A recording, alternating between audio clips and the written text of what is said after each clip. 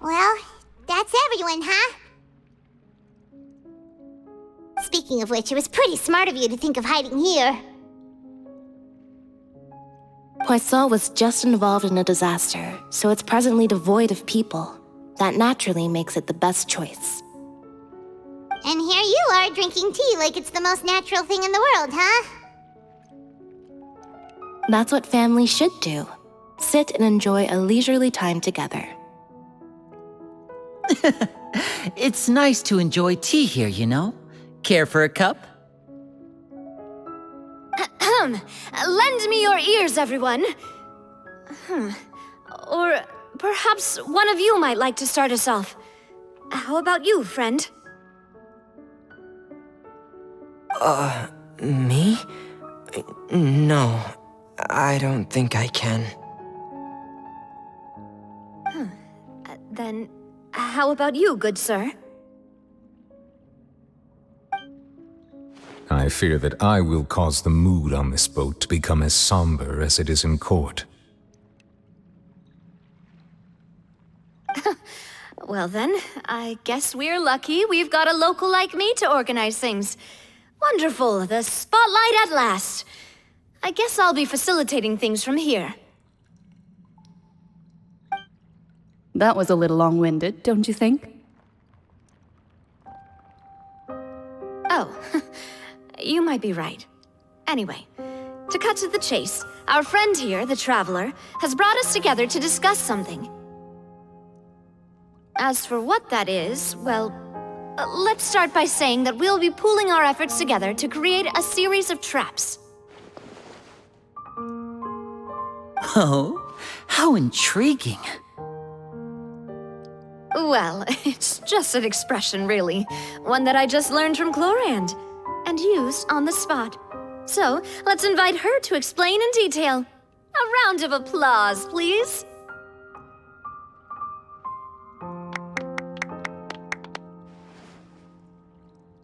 Huh? Didn't you say that you would be facilitating this? Oh, come now. Your work doesn't involve much public speaking, right? This is a good chance to practice. You might even pick up some fancy oratory tricks to impress your boss with in the future. I see. And what does my boss say?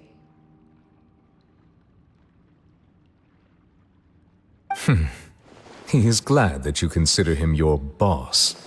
Do go on.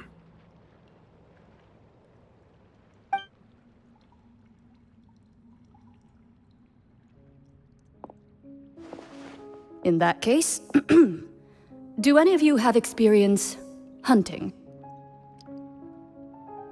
Not that I recall. Fremine and I once used a wooden stick in a basket to catch wild rabbits when we were younger.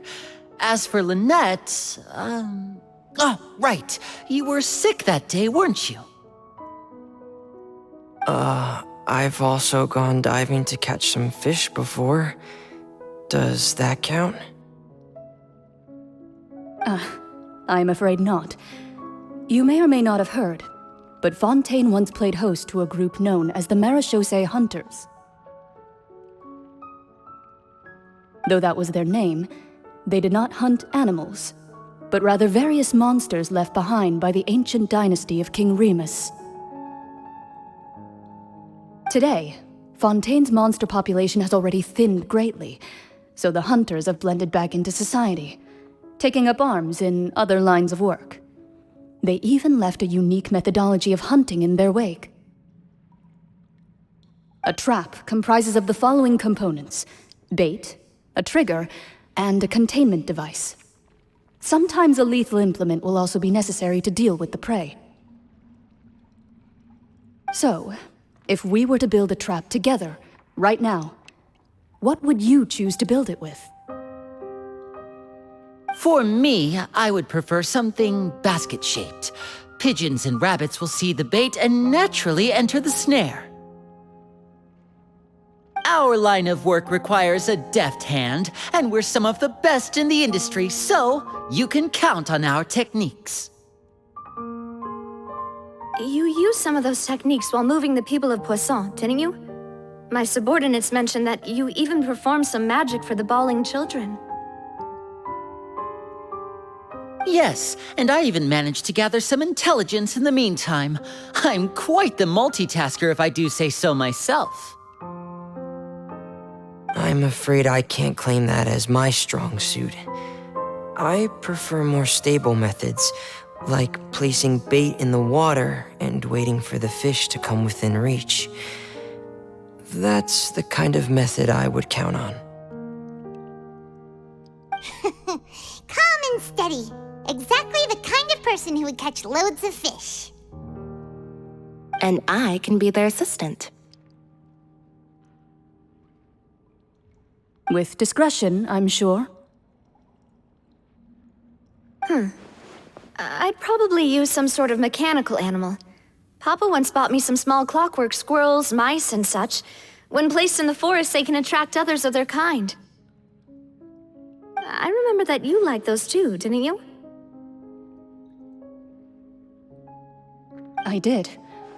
And that would be a good way to go about it. If they're realistic enough, animals of the same kind will follow them all the way to the trap.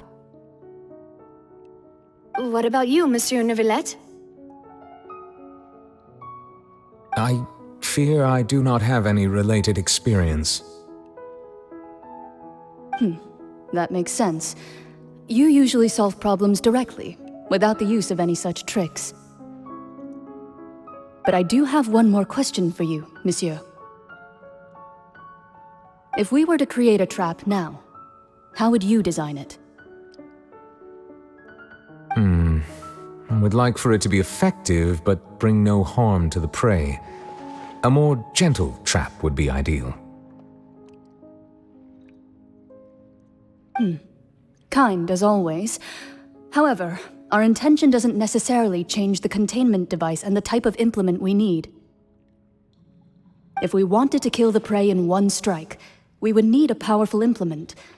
However, that also goes for prey that must be captured and safely contained. Wait, why's that? Only a hunter who's a true expert at subduing their prey can snare it without harming it.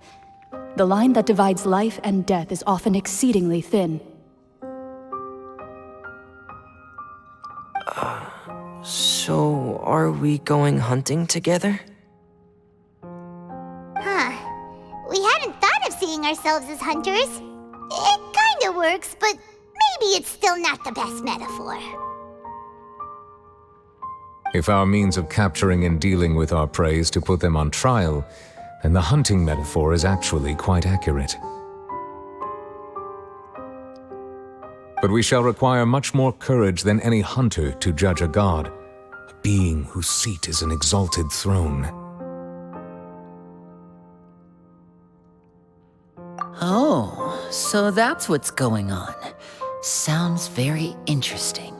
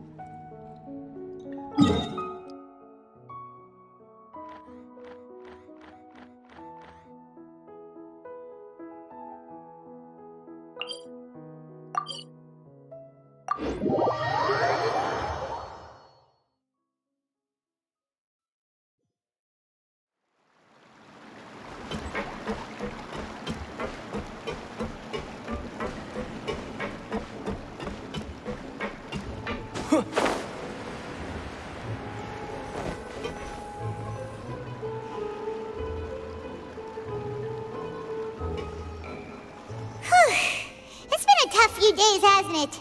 So much has been happening.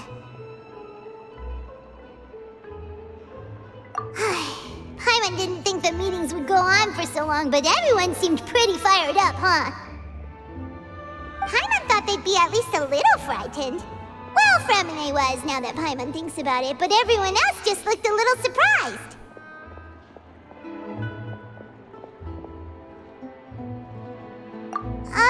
Well... It's hard to say. Paimon doesn't have any experience with this sort of thing. But with you around, Paimon sure will do great.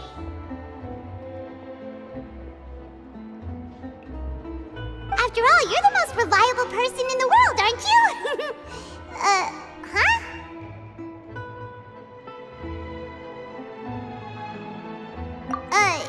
Did you just pour some tea? Paimon didn't notice you doing that at all. Then what's that?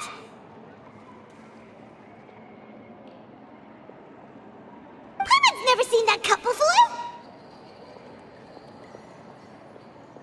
Don't be frightened. I'm just joining you two for tea. I merely refrained from saying anything till now.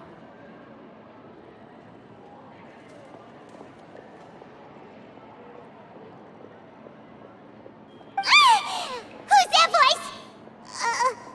But there's no one here. Ah, have you forgotten me already?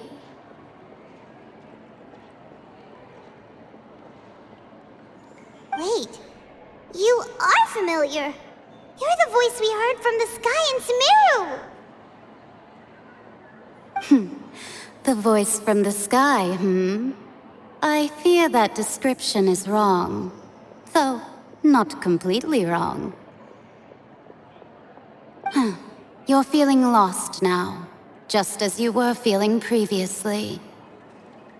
I sensed that confusion and thus came to you.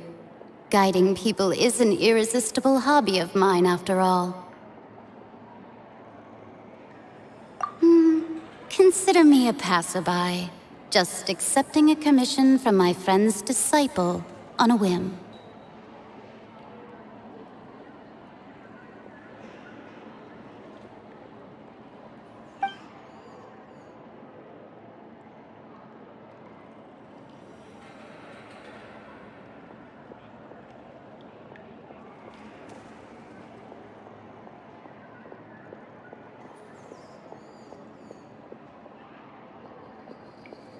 The prophecy. Yes, what has been prophesied will be fulfilled. You may view such things as the history of the future. What? Then is there any way we can stop it? I believe you have witnessed a failed attempt with your own eyes. Can everything in Teyvat so easily be changed?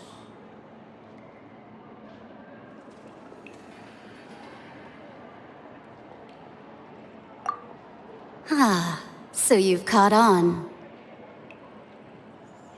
Just as prophecies are usually only the future as seen from the perspectives of the gods, could things be happening in hidden corners where the gods' gaze does not fall?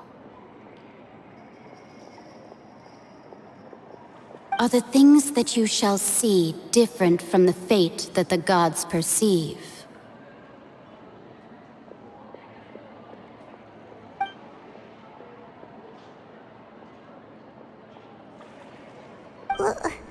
What is she talking about? It all sounds really impressive and important and stuff, but it also sounds kind of scary.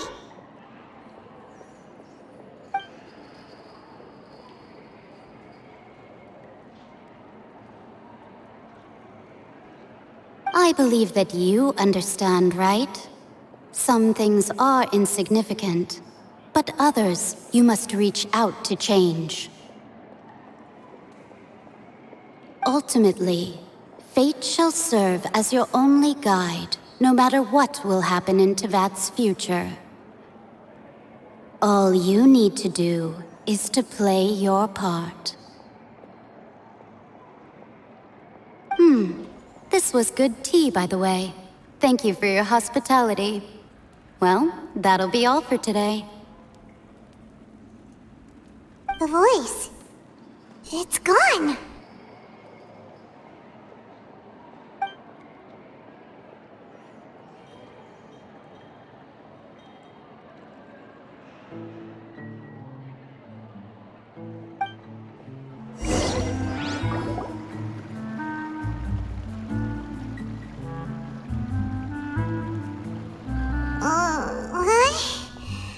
I hear someone talking.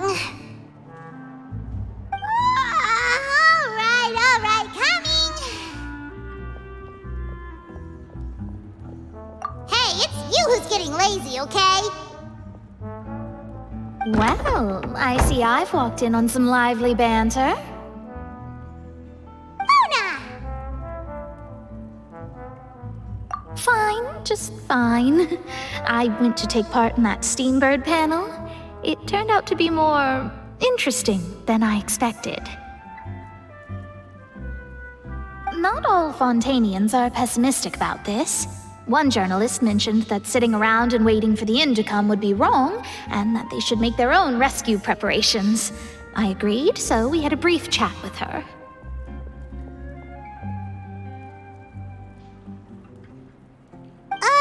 Did she have pink hair by any chance?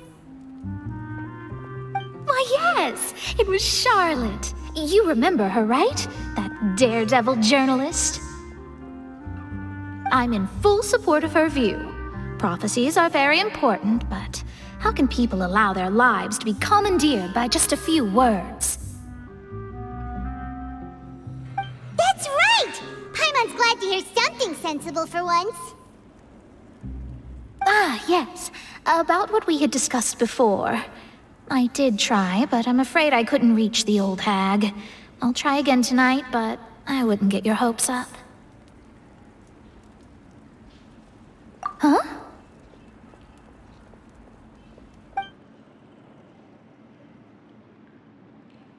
Goodness gracious.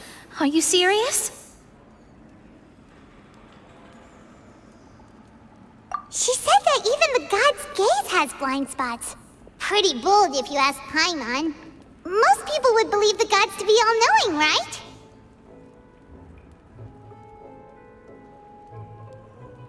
The Hexen Circle members are certainly anything but ordinary. As for the mage named N, the old hag has mentioned her a few times.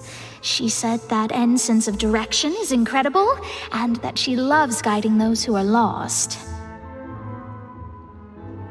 But I've never met her, and if she were still alive, she'd be... Well, suffice it to say that the hag's at least a few hundred now, and N's been around for longer than that. Whoa, the Hexen Circle sounds like a scary group. But they must really stay in shape to live so long.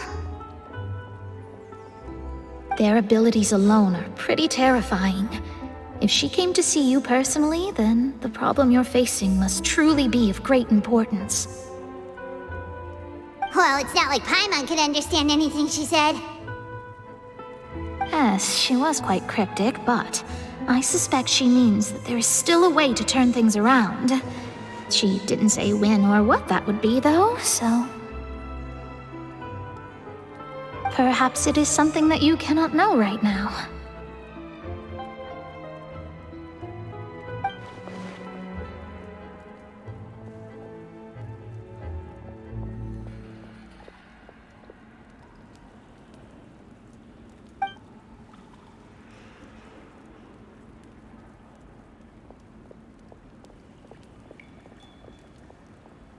Traveler, Paimon, are you two all right? Oh, we're fine. We're just a little down right now. It kind of feels like the end is coming, you know? I see. I feel that same sense of desperation, too. I guess you could consider me someone who has often witnessed fate. So far as I have seen, it cannot be swayed. But even so, I still hope for, and believe in, miracles. Astrology is eternal and rational, but fate may not be. It is cruel, but it can also be beautiful. Perhaps that's what En was trying to tell you. Not to lose heart, and to believe that what you are seeing playing out before you is not yet set in stone.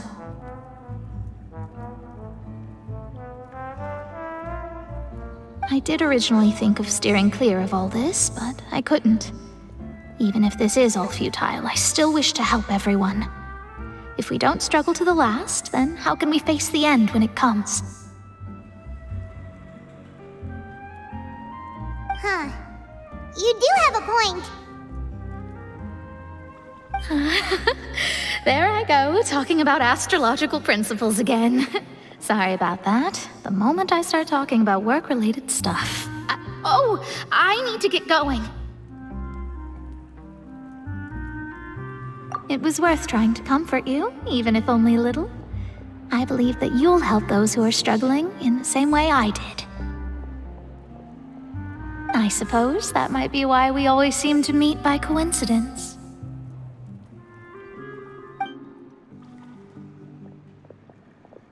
Paimon feels kind of moved by what Mona said, but also kind of sad too. Hey, Traveler, Paimon suddenly feels like going outside for a walk. Let's go. Let's walk around the city, shall we? There's a few spots we always like to walk by.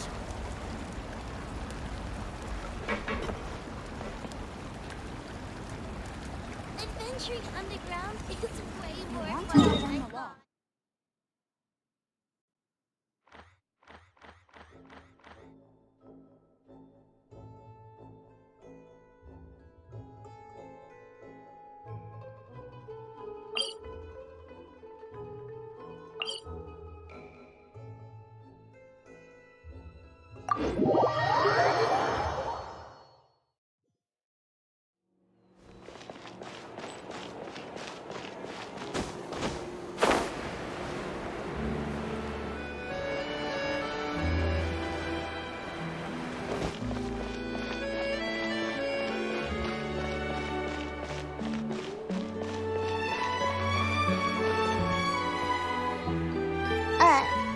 Huh?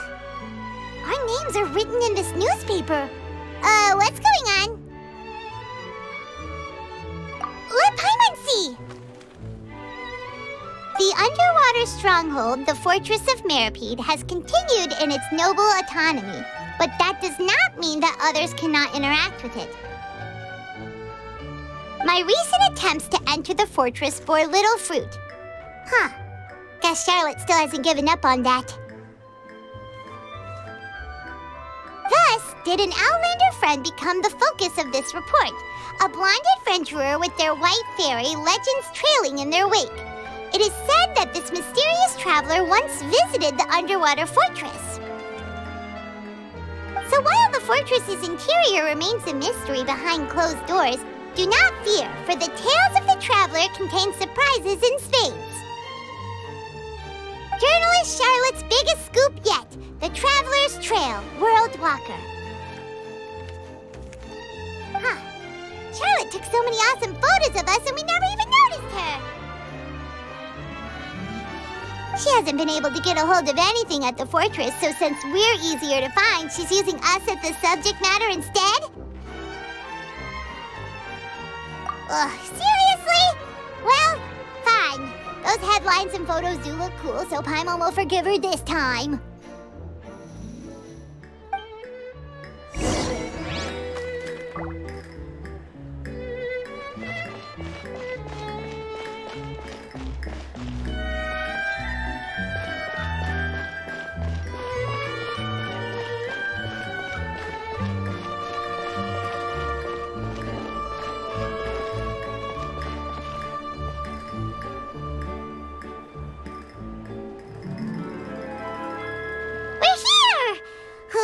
Paimon's hungry. Should we go in and get something to eat?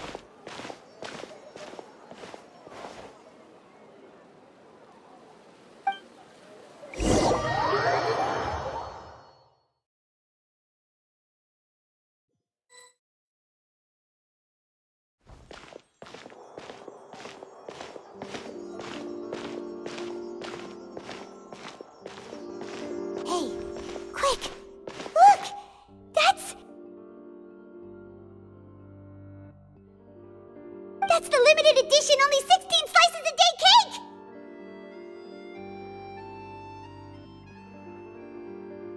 It was so delicious the last time we tried it!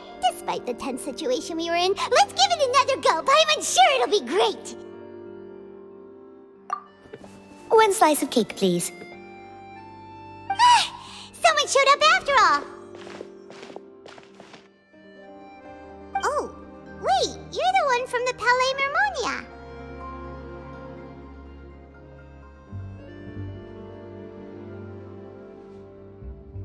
Oh, are you here to buy cake too? It seems Monsieur Nervalette was right. You really can eat. Wait, did he really say something like that? That's right. Even he has his own preferences when it comes to food. As for me, I love the cake and coffee here. Do you come here often? Usually every day. Every day? It's part of my daily schedule, apart from work. I shall have my cake and coffee.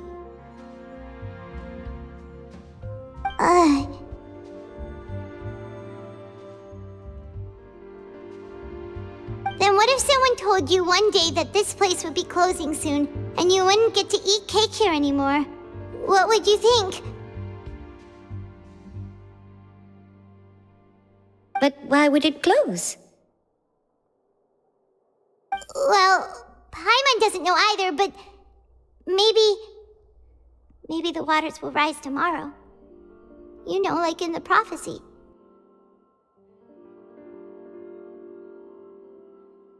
Oh, the prophecy.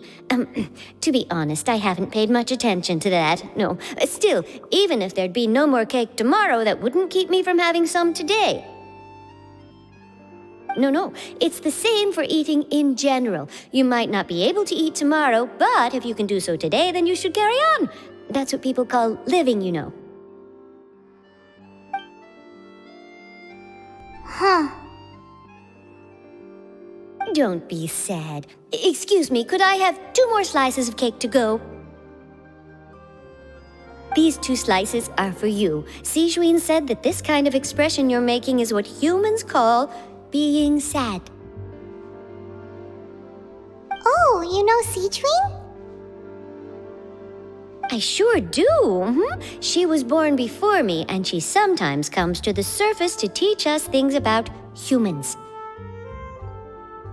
She said that humans are creatures that are saddened easily, yes, and you can only lift their spirits by feeding them delicious food. So please try the cakes here. I've got something else to do, so I'll be going now. You two try to stay in a good mood after eating, all right? Bye.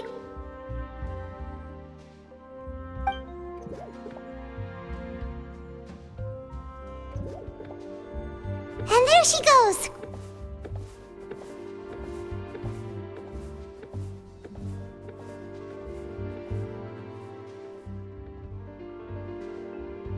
All right, let's dig in.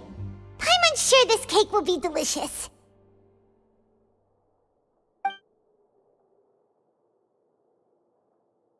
It's more delicious than last time! And the flavor gets even better with a sip of tea. It sure would be nice if we could come again tomorrow. Sure would be nice if we could always eat delicious food here.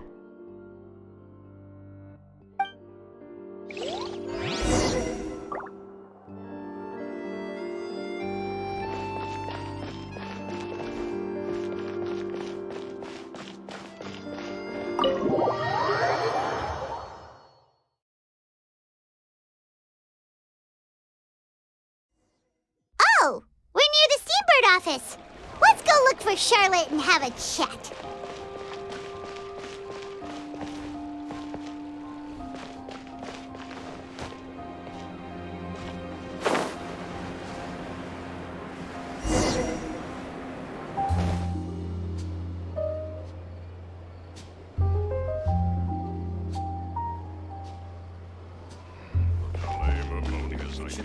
Crisis awareness. Wow! If it isn't the Traveler and Paimon! Oh, have you seen the article I wrote about you? You've got some nerve! You just used us to make some quick mora! Oh, you needn't worry about that.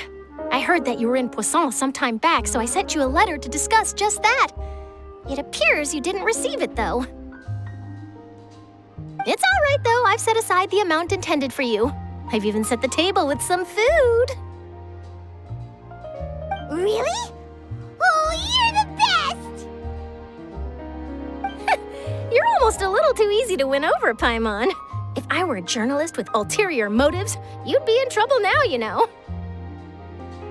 Oh, Paimon knows you're not like that. Still, what brings you here all of a sudden? Were you looking for me? When Mona mentioned you, we thought of coming to see you at work. I see. It seems you've already bumped into Mona here in Fontaine. So she mentioned me? What did she say? She said that you're a real daredevil of a journalist. Nice. In which case, can this daredevil journalist dare to request an exclusive interview with the legendary traveler and Paimon? Huh? So your article in the paper today doesn't count?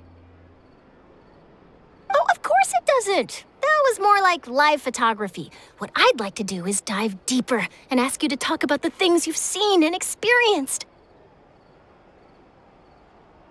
Yeah, are we even qualified enough? Why not? If I say you're worth an interview, then you're worth it. But not right now, of course. I'll need a few days to prepare. Oh, in that case, we'll just chat when you have the time then? Oh, so that's a yes? Ooh, splendid! I'll tell the editor-in-chief immediately. I'll have to apply for lighting, a venue, some props, and... Whew, so much to get done now. Talk to you later.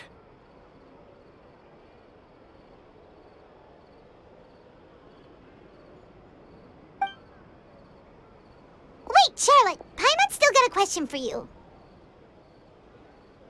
And what's that? If, just for example, Fontaine were to be flooded tomorrow, what would you do today? Huh, that's the prophecy you're talking about, isn't it? I mean, I do hear about it often, but I've never once thought that the day could be tomorrow. If you're seriously asking, then I might try and think of a way to leave Fontaine. Oh, but I'm still a journalist first and foremost. That means I have a duty to be reporting from the scene. And secondly, I wouldn't forsake my homeland that easily. From what I've seen, most people don't know what they'd do should the worst come to pass. In truth, it might be better just to behave like normal rather than worry over such an end. So in all likelihood, I'd probably still be prepping at the office for that interview of ours. I know what you're thinking. That sounds a bit sad, but I've always believed that it's best to do what you enjoy. Just think about it. If this nation really were to be suddenly destroyed tomorrow, but I still successfully finish an exclusive interview with a truly unique person, then the story I would wind up writing would truly be timeless. And then do you know what I'd do? Well, I'd write that story, send it for printing, and use messenger pigeons to get copies out to the various nations as soon as possible. I'm not a dreamer, nor am I a workaholic, but I do love my job, and I'd be proud of leaving such an article behind. I guess you could say that I was born to be a journalist. But anyway, that's my answer. And on that note, I'll get back to my preparations. That's so nice. All of a sudden, Paimon actually kinda envies her. Anyway, let's go and take a look at the sea, shall we?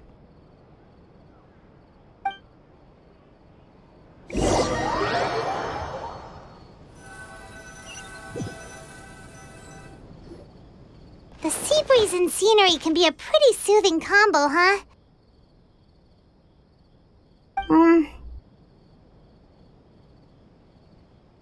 Paimon's been thinking. If it wasn't Fontaine, but all of Tevat that would be destroyed tomorrow, Where would we go and what would we do? No, Paimon should ask, if you could choose, what would you like to do?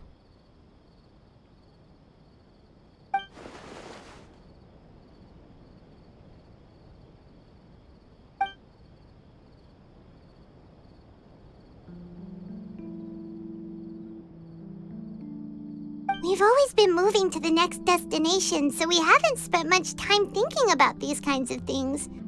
We didn't have to either, with us always being on the road and whatnot.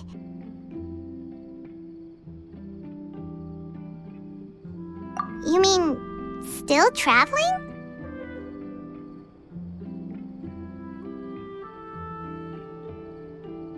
Huh. Wait, isn't that what we've always been doing?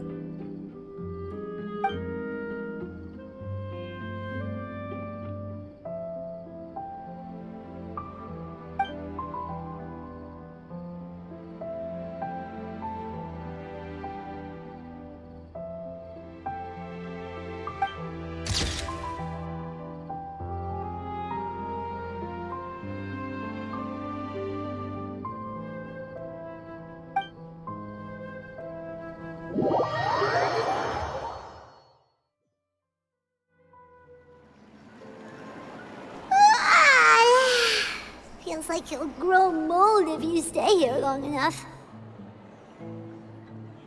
But it's still better than the Fortress of Meropide, that's for sure. It's not only damp there, but salty too. Ah, so the two of you are still here. Wonderful.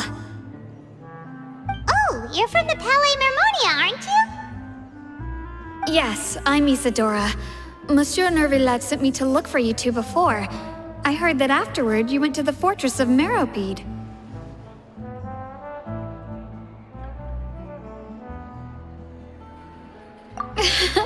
Not at all. I'm well aware that you're friends of his. Actually, I'm here to pass along a message from him. Yes, inside the Opera House. The Maréchaussée Phantom has declared the incident a small-scale riot. A riot?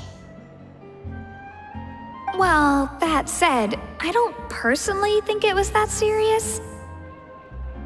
Lady Furina was watching a performance at the Opera House, and while she was resting during an intermission, some other audience members suddenly started harassing her, loudly accusing her of doing nothing about the prophecy crisis. And before she could respond, others started to join in. The crowd continued to grow, and protests against the Hydro Archon started to break out. So people have started to put the blame on Furina. Guess they finally found an outlet for the pressure they've been under due to the prophecy. I agree. People will naturally rely on gods, as is customary. But the moment people feel threatened, gods are also the first to be blamed. So what happened after that? Is Furina okay? Seeing that the situation was spiraling out of control and that further argument was pointless, she claimed that she'd gotten tired of this and left in a hurry. The Maréchaussée Phantom had their hands full maintaining order and did not catch where Lady Furina had gone. Only when things had stabilized did we realize that she had gone missing.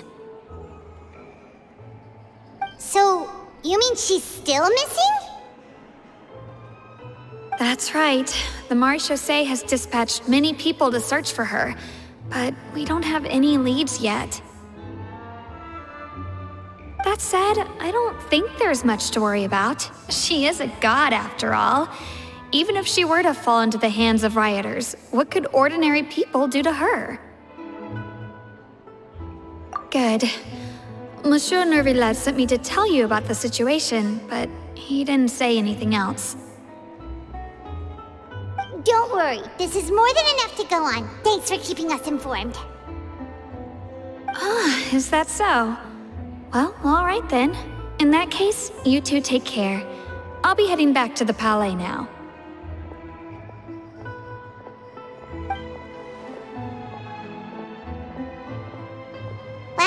like we should hurry over to Poisson then. If we know Furina, she won't try to fix things in this situation.